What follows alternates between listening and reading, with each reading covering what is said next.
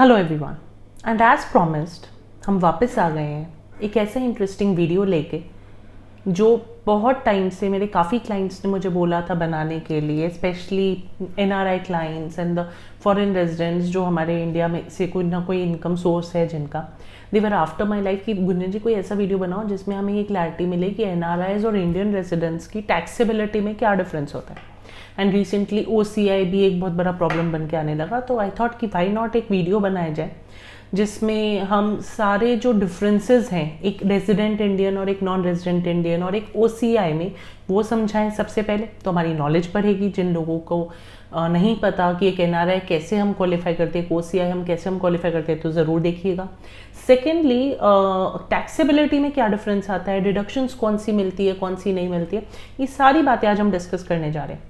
However जब मैंने कोशिश की इस पे वीडियो बनाने की तो मैंने फाइंड आउट किया कि देयर आर मल्टीपल टॉपिक्स और जिसको मैं एक वीडियो में कंप्लीट नहीं कर सकती, तो हम ये 2 पार्ट्स में इस वीडियो को कंप्लीट करेंगे।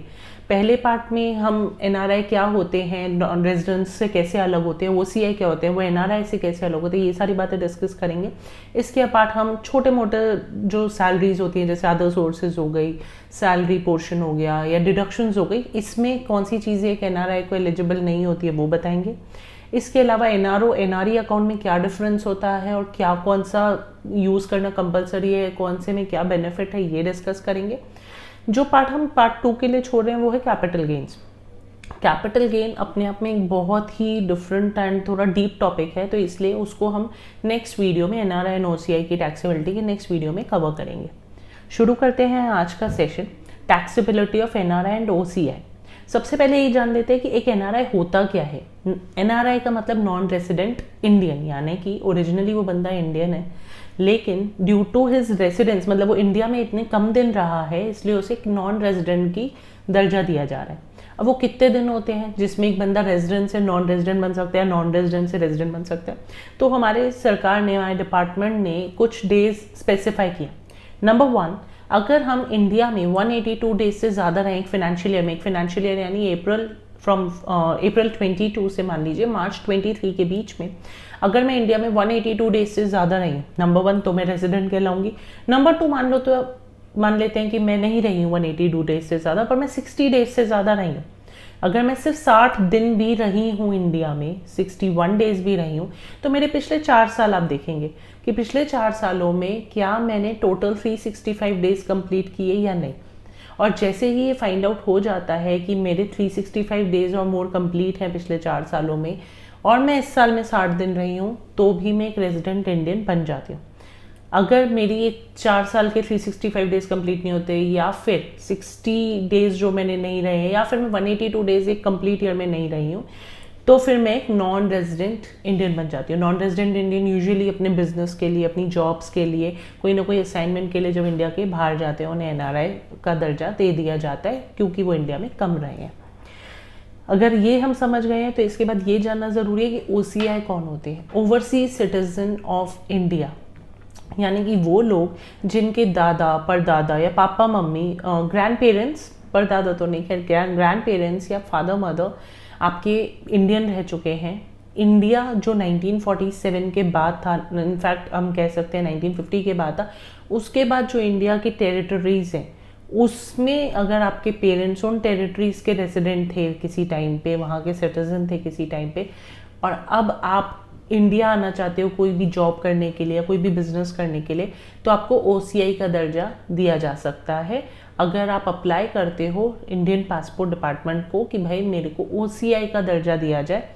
कौन लोग OCI नहीं अप्लाई कर सकते? Number 1, migrants from Pakistan and Bangladesh, हम इनको OCI का दर्जा नहीं देते कभी भी। नंबर 2, वो सिटीजन्स जो किसी और फॉरेन कंट्री के मिलिट्री में सर्व कर चुके हैं, मिलिट्री में उन्होंने सर्व किया है, तो फिर वो लोग भी OCI के लिए अप्लाई नहीं कर सकते। Otherwise you are free to apply for to become an OCI अगर आपके पेरेंट्स इंडियन टेरिटरीज के रेसिडेंट रह चुके हैं, जैसे कि मैंने आप लोगों को अभी बताया।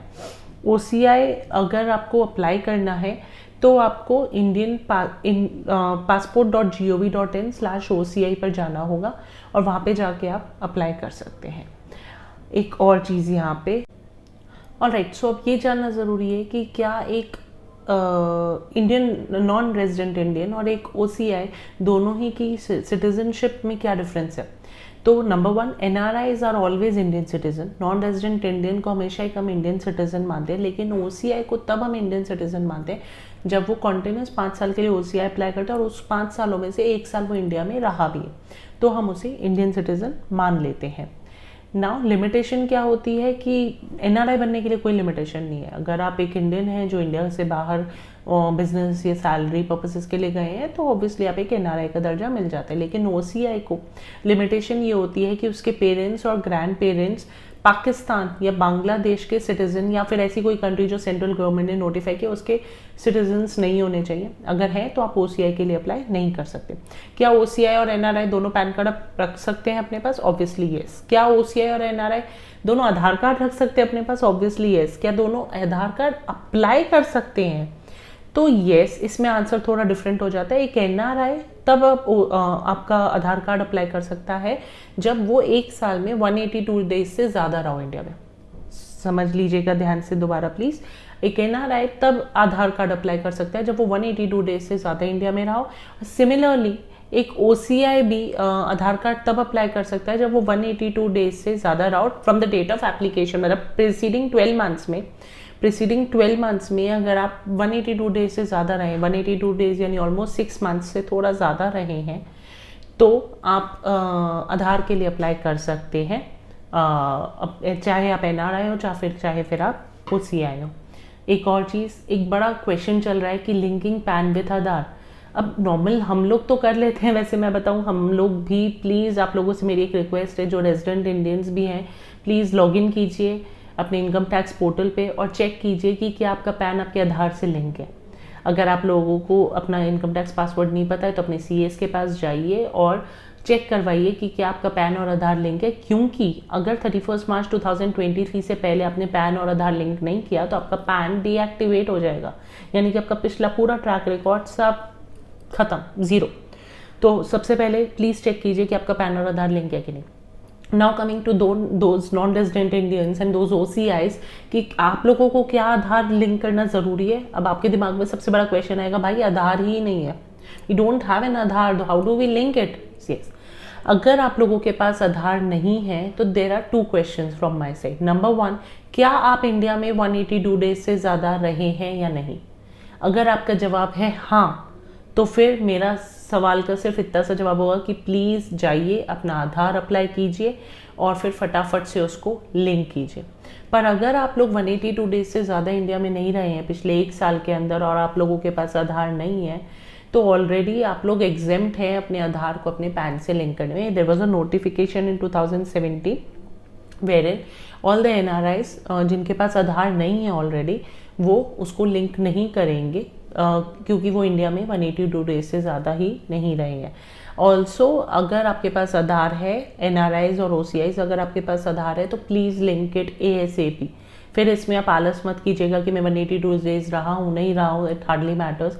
If you have an Aadhaar please link it. If you don't have an Aadhaar just check that whether you were staying in India for 182 days or more. अगर आप 182 डेज से ज़्यादा रहे हैं तो प्लीज़ लिंक योर आधार।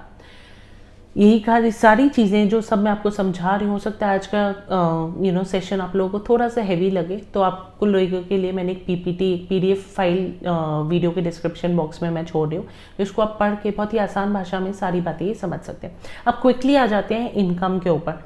अगर आप लोगों की इंडिया में हाउस प्रॉपर्टी है, चाहे आप रेजिडेंट है चाहे आप नॉन रेजिडेंट है, अगर आपकी इंडिया में हाउस प्रॉपर्टी है तो एक नॉन रेजिडेंट को सारे वो बेनिफिट्स मिलते हैं जो एक रेजिडेंट को मिलते हैं। यानी कि नंबर 1 आपको स्टैंडर्ड डिडक्शन ऑफ 30% मिलता है। नंबर 2 आपको प्रॉपर्टी टैक्स अगर आप पे कर रहे हो उस प्रॉपर्टी के ऊपर तो आपको उसका डिडक्शन मिलता है।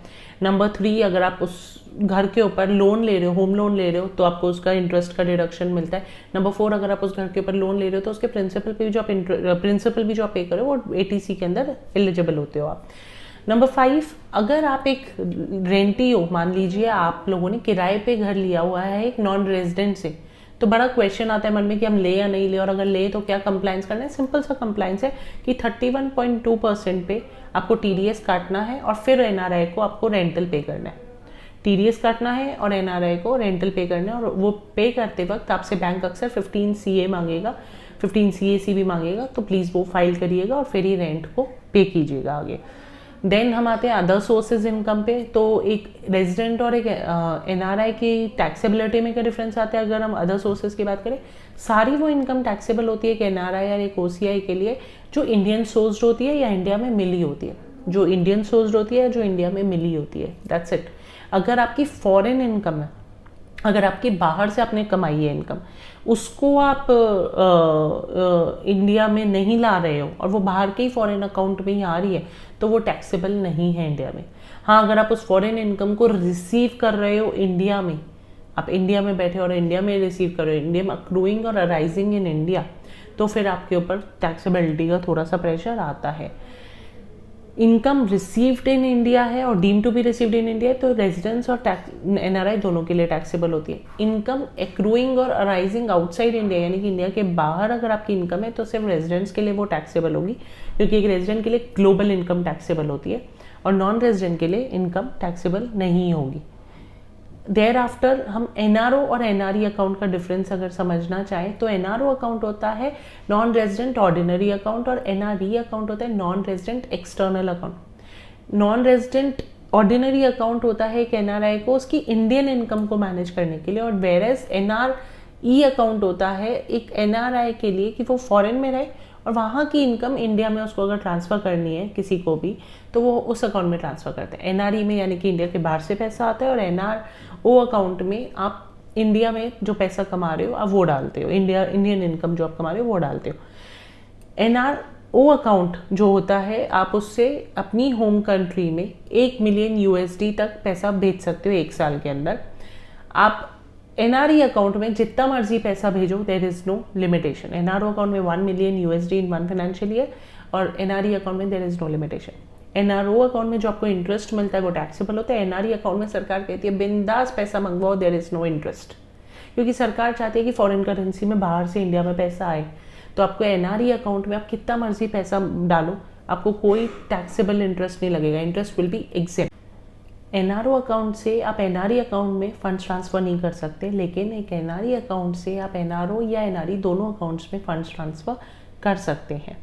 At the same time NRO account jointly भी ओपन किया जा सकता है, वेयर एज NRE अकाउंट सिर्फ दूसरे NRI के साथ ही जॉइंटली ओपन किया जा सकता है। अगर NRO अकाउंट की बात करें तो एक इंडियन पर्सन, इंडियन रेजिडेंट और एक नॉन रेजिडेंट के साथ बन सकता है, लेकिन at the same time NRE account सिर्फ 2 नॉन रेजिडेंट्स मिलकर बना सकते हैं। NRO अकाउंट के जो डिपॉजिट्स होते हैं वो foreign exchange fluctuation, daily currency fluctuations को एक्सपोज नहीं होते, यानी कि USD ऊपर जा रहा है नीचे आ रहा है, इंडियन रुपी ऊपर जा रहा है नीचे जा रहा है, NRO अकाउंट में जो फंड्स पड़े हैं उसको कोई फर्क नहीं पड़ता। लेकिन NRE अकाउंट के जो डिपॉजिट्स होते हैं उसको करेंसी से फर्क पड़ता है, वो एक्सपोज होते हैं करेंसी को लेकर। At the same time salary, सारे डिडक्शन, सारी चीज़ें, सारे जो एग्जेम्पशन एक इंडियन रेजिडेंट के पास होते हैं, सेम टू सारे एक नॉन रेजिडेंट इंडियन के पास भी होते हैं। डिडक्शंस में क्या क्या हम डिडक्शन नहीं देते एक नॉन रेजिडेंट को?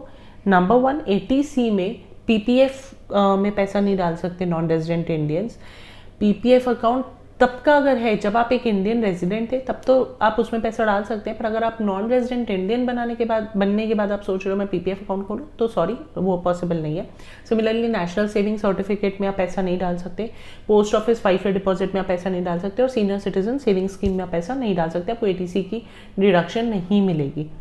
देयर आफ्टर आपको अगर ATU डिसेबिलिटी डिडक्शन होती है, ATDD, ATDDB, ATCCG, ये 4 डिडक्शंस ऐसी हैं जो एक नॉन रेजिडेंट इंडियन को नहीं मिलती है। इसके अलावा सारी डिडक्शंस मिलती है, लेकिन एक और चीज़, ATTTA जो सेविंग बैंक इंटरेस्ट का, डिपॉजिट का इंटरेस्ट होता है, वो एक NRI को सिर्फ 10,000 तक की लिमिट का ही मिलता है, चाहे वो सीनियर सिटीजन भी हो। अगर एक आप रेजिडेंट है तो आप सीनियर सिटीजन है और रेजिडेंट है तो आपको 50,000 तक की एग्जेम्पशन मिलती है, लेकिन अगर आप एक नॉन रेजिडेंट है तो आपको लिमिट सिर्फ 10,000 रुपीज़ रह जाती है। आप HRA आपको एग्जेम्पशन तभी मिलेगा अगर आप नॉन रेजिडेंट है, तो आप जब आपकी इंडियन प्रॉपर्टी हो जिसको आपने किराए पे लिया हुआ, ऐसे नहीं आप फॉरेन प्रॉपर्टी को किराए पे लेके सोच रहे हैं कि मैं वो उसका एग्जेम्पशन ले लूँ, नहीं, it should be an Indian property. That's it for today guys. बहुत ही जल्दी मैं कैपिटल गेन की टैक्सेबिलिटी कैसे होती है, कैसे डिफरेंट होती है, कैसे NRI और रेजिडेंट इंडियन की टैक्सेबिलिटी कैपिटल गेन को डिफरेंट होती है, हम इसके ऊपर ज़रूर एक वीडियो बनाएंगे। तब तक अपना ख्याल रखिए।